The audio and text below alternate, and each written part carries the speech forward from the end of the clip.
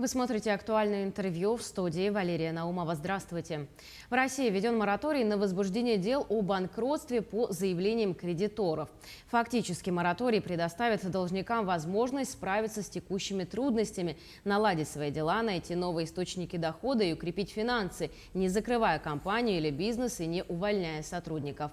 Много ли предприятий в республике на сегодня оказались в такой ситуации, расскажет гостья студии Альбина Кычкина, уполномоченный по защите прав предпринимателей Республики Саха-Якутия. Альбина Егоровна, здравствуйте. Здравствуйте. Вначале хотелось бы спросить, как отразится на предприятиях региона такое решение и сколько предприятий в регионе оказались на грани банкротства? Последствия любого экономического кризиса вообще имеют отложенный эффект. И, конечно, к концу этого финансового года эксперты прогнозируют волну банкротств, в том числе и среди субъектов малого и среднего предпринимательства. Но, тем не менее, введенный мораторий на возбуждение дел о банкротстве – это, во-первых, возможность неначисления финансовых санкций за неисполнение обязательств не находящихся на грани банкротства должниками, и при этом эта возможность, сохраняется возможность самим гражданам подавать на процедуру банкротства.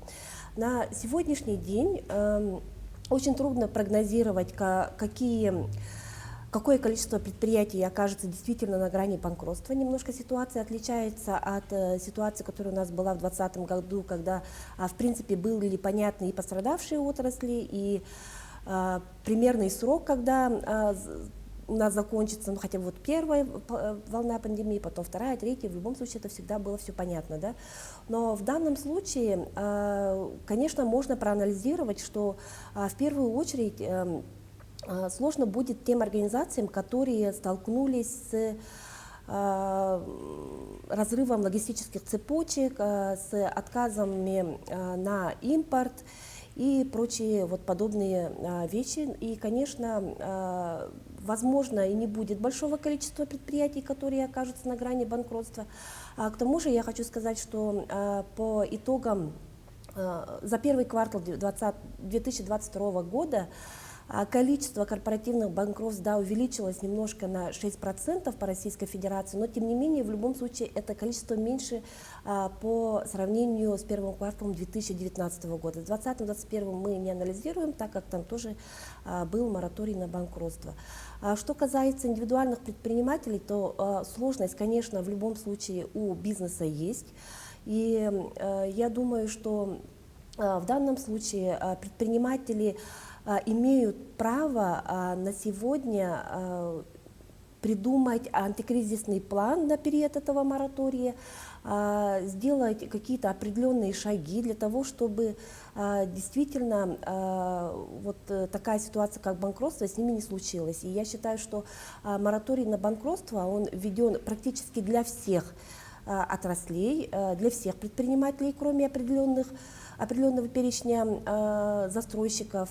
И, конечно, в данном случае эффект от введенного моратория будет намного больше, но результат, конечно, мы узнаем по итогам, скорее всего, этого года или, возможно, в следующем году. А расскажите о комплексных мерах поддержки субъектов малого и среднего предпринимательства. Вот, кстати, правительство Российской Федерации как раз наряду с введением моратория вводит большое количество мер поддержки, потому что, как я уже сказала, предприятиям необходимо подготовиться и подготовить и антикризисный план, и подготовить другие работающие схемы. Конечно, здесь очень сильную меру поддержки оказывают именно налоговые послабления, которые введены в том числе в нашем регионе. Вводится послабление по системе, упрощенной системе налогообложения до снижения до минимальных размеров. Это 1% по доходам и 5% по доходам минус расходы. Кстати, вот такая мера поддержки, она не во всех регионах. Наш регион самый первый, можно сказать, протянул руку в этой части предпринимателям, малому и среднему бизнесу. И также правительство Российской Федерации ввело на сегодняшний день отсрочку по налогом по упрощенной системе налогообложения, которые будут уплачиваться в 2022 году для определенного перечня тоже отраслей, это в основном производственники. И также ввело отсрочку по налогу на прибыль для предприятий, которые это оплачивают. Также есть у нас мораторий на проверки, это очень важная мера, она в принципе как бы не финансовая, но тем не менее под мораторием на проверки будут оказаны, тоже будет влияние для очень большого количества предпринимателей, потому что в данном случае речь идет и про плановые проверки, и большое количество внеплановых проверок. Также льготные кредиты, которые у нас будут работать и в нашем регионе, и будут через банковскую сферу тоже доведены до предпринимателей. Конечно, это очень большое количество. Наверное, многие слышали про меры поддержки для IT-компаний, в том числе здесь речь идет даже о снижении, о моратории на проверки вплоть на 3 года. Это очень серьезная как бы мера поддержки, в том числе и льготные ипотеки для IT-специалистов, я считаю, тоже хорошая мера поддержки. И также у нас на сегодняшний день законодательством введено ограничение по уголовным делам, на возбуждение уголовных дел по налоговым преступлениям, и тоже это серьезная мера поддержки. Ну и также большое количество, конечно, финансовых мер поддержки по отраслям, в том числе по аграриям, промышленникам и так далее.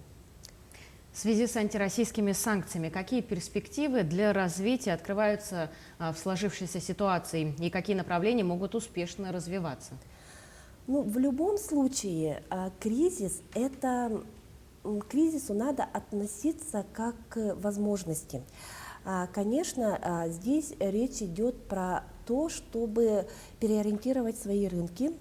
На сегодняшний день очень большой спрос на производство, на местное производство. Якутия у нас богата своими мастерами, у нас большое количество народно-хозяйственных промыслов. И в том числе, конечно, будет очень востребованы услуги, которые будут оказаны нашим предпринимателям тоже в сфере производственного. Это, ну, в любом случае нам необходимо научиться делать очень много. И, конечно, здесь я бы хотела призвать действительно предпринимателей, которые в этой сфере задействованы, посмотреть, какие основные направления, какие ниши в нашем регионе существуют, какие ниши необходимы и востребованы в соседних регионах. И здесь, да, для производственников очень большой потенциал.